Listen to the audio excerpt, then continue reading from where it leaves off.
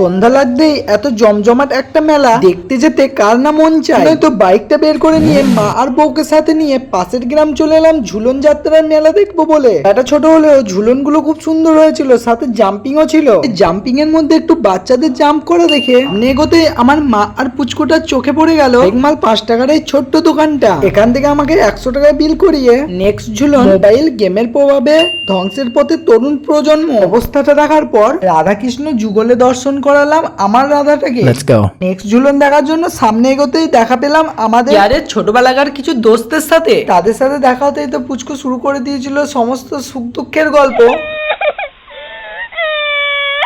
এখান থেকে শ্যামামা আর বামা খেপার থিমটা দেখার পর এখান থেকে চলে এলাম নিউ থিম। আগেকার দিনে রাজাদের সামনে যেভাবে নৃত্য পরিবেশন করা হতো।